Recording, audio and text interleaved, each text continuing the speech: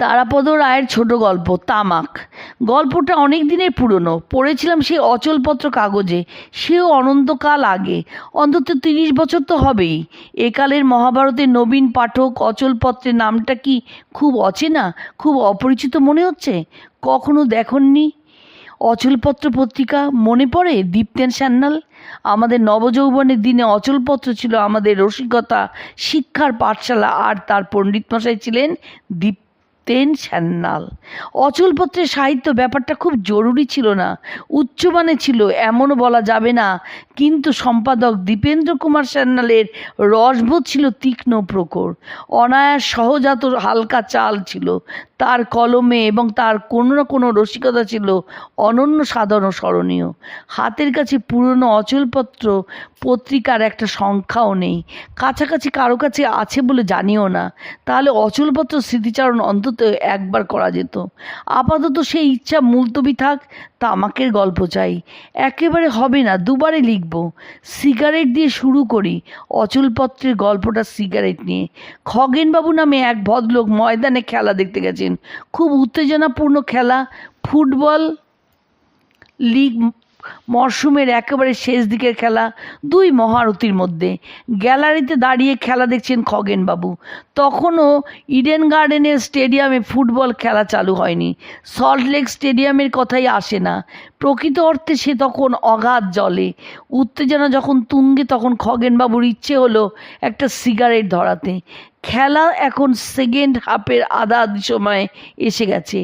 এক packet cigarette নিয়ে মাঠে ঢুকছিলেন খগেনবাবু প্রথমার্ধে, এবং তারপরে হাফ টাইমের সময় প্রায় সব কয়টি সিগারেট তিনি খেয়ে ফেলেছেন। শেষবার যখন প্যাকেট পকেটে রাখেন, তখন মাত্র একটা সিগারেট ছিল তার প্যাকেটে, সেটা সযত্নে রক্ষা করেছেন এতক্ষণ, কিন্তু এবার আর পারলেন না। গোলের মুখে বল প্রায় 1.5 মিনিট ধরে ঘোরাঘুরি করছে। একটা গোলের ওপরেই খেলার চূড়ান্ত জয় পরাজয় নির্ভর করছে। খগেনবাবুর পাশের ভদ্রলোক একটা সিগারেট ধরিয়েছেন, সেই সিগারেটের ধোঁয়ার গন্ধ তার নাকে ঢুকে চুলবুল করছে। শেষ সিগারেটটা আর রেখে লাভ নেই। পকেটে হাত দিলেন খগেনবাবু। স্পষ্ট মনে আছে ডান দিকের প্যান্টের পকেটে প্যাকেটটা রেখেছিলেন, কিন্তু প্যাকেটটা সেখানে নেই। বাঁ দিকের প্যান্টের পকেটে, তারপরে শার্টের উপরে পকেটে, সব জায়গায় তন্ন তন্ন করে সিগারেটের প্যাকেটটা খুঁজলেন খগেনবাবু। না, কোথাও নেই। সিটের পাশে, এমনকি গ্যালারির নিচে পর্যন্ত একবার উঁকি দিয়ে দেখলেন, সিগারেটের প্যাকেটটার কোনো চিহ্ন কোথাও। একেবারে বেমালুম অদৃশ্য হয়ে গেল। আশ্চর্য! পাশের ভদ্রলোক এখনও সিগারেট টেনেই চলেছেন। তার সিগারেটের ধোঁয়ায় মন উসখুস করতে লাগলো খগেনবাবুর। অবশেষে খগেনবাবু সিগারেটের নেশার টান সামলাতে না পেরে একটা ছোট চাতুরির আশ্রয় নিলেন। পাশের ধূমপানরত সহদর্শককে বললেন, দাদা, আপনার দেশলাইটা একটু দেবেন? ভদ্রলোক খেলা দেখতে দেখতে পকেট থেকে একটা দেশলাই বার করে খগেনবাবুর দিকে এগিয়ে দিলেন। খগেনবাবু ভদ্রলোককে দেখিয়ে পকেটে সিগারেটের প্যাকেট খোঁজার একটা অভিনয় করলেন। তারপর মুখে একটা অস্ফুট প্রায় ধুত বলে দেশলাই বাক্সটা ফেরত দিয়ে দিলেন, এই আশায় যে ভদ্রলোক যখন দেখবেন যে তার কাছে কোনো সিগারেট নেই, দেশলাই নিয়েও সিগারেট ধরাতে পারলেন না, তখন হয়তো দয়া করে একটা সিগারেট অফার করবেন। দেশলাই বাক্সটা ফেরত দেওয়ার পর খগেনবাবু যা আশা করেছিলেন প্রায় তাই হলো। পাশের ভদ্রলোক দেশলাই ফেরত পেয়ে এবং খগেনবাবুকে সিগারেট না ধরাতে দেখে স্বভাবতই প্রশ্ন করলেন, কী হলো, সিগারেট ধরালেন না? খগেনবাবু করুণ মুখে বলেন, না, পকেটে একটা প্যাকেটে একটা মাত্র সিগারেট ছিল, কখন যে পড়ে গেছে প্যাকেটটা, আর তো সিগারেট নেই। ভদ্রলোক খগেনবাবুকে প্রশ্ন করলেন, কাঁচি সিগারেট? কাঁচির প্যাকেটে একটাই সিগারেট ছিল আপনার? খগেনবাবু উৎসাহী হয়ে বললেন, হ্যাঁ, ঠিক তাই। পেয়েছেন নাকি প্যাকেটটা? ভদ্রলোক লজ্জিত কণ্ঠে স্বীকার করলেন, পেয়েছিলাম তো, কিন্তু আমার কাছেও যে কোনো সিগারেট ছিল না। আপনার সিগারেটটাই এতক্ষণ খেলাম। বলে শেষ একটা সুখ টান দিয়ে তিনি সিগারেটের দগ্ধাবশেষটুকু গ্যালারির নিচে নিক্ষেপ করলেন। তামাকের আলোচনার বদলে সিগারেটের গল্পটা একটু বড় হয়ে গেল। তামাকে নানা রকম ফের সরাসরি মুখে দিয়ে খাওয়ার খৈনি, সুরতি, গন্ধ মশলা মিশিয়ে জর্দা, দোক্তা, গুন্ডি, ওড়িয়া পানের দোকানে গুন্ডি মোহিনীর খুব কদর। যেমন বিহারিদের কাছে খৈনির, বাঙালিদের দুটোই বেশ চলে।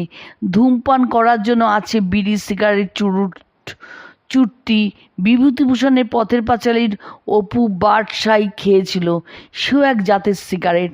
আর তামাক খাওয়া বলতে যা বোঝায় সেই হুকো, গড়গড়া, অম্বুরি, বাদশাহী, রংপুরি, তামাক, জরির নল, রূপোর খোল। আজকের দ্রুতগতি জীবনে সে প্রায় সম্পূর্ণ নিশ্চিহ্ন হয়ে গেছে। হুকো সম্পর্কে শেষ গল্পটা লিখে রাখি, পরে লোকে গল্পটা বুঝতেও পারবে না। একটা হুকোর 4টে প্রধান অংশ। প্রথম অংশে কলকে, যার মধ্যে তামাক থাকে, তারপর নলচে, যার মধ্যে দিয়ে ধোঁয়া নিচে নেমে আসে জলের পাত্রে। এই পাত্রই হলো খোল। নারকেলের মালা দিয়ে ভালো খোল হয়, তবে সোনার, রূপোর, ব্রোঞ্জের পাত্র হয়। চতুর্থ অংশটি আবশ্যিক নয়, সেটা হলো নল। থেলো হুকো মানে নারকেলের মালার হুকোর জরির কাজ করা অনেক রকম শৌখিন নল লাগানো থাকে। ভবিষ্যৎ বংশীয়দের জন্য হুকোর এই সংক্ষিপ্ত বর্ণনাটুকু লিখে রাখলাম। এবার গল্পটা বলি। এক ভদ্রলোক দাবি করেছিলেন যে তাদের বাড়িতে একটা হুকো আছে, যেটা নবাব আলীবর্দী খাঁ সাহেবের আমলের। এত পুরনো শুনে অনেকে সেই হুকোটা দেখতে চাইতো। তখন ভদ্রলোক যে হুকোটা বার করে দেখতেন, সেটাকে দেখে কিন্তু তত পুরনো মনে হতো না। সবাই কেমন খুব নতুন নতুন, না হলেও মোটেও পুরনো নয়। ভদ্রলোক এর যা ব্যাখ্যা দিতেন সেটা চমৎকার।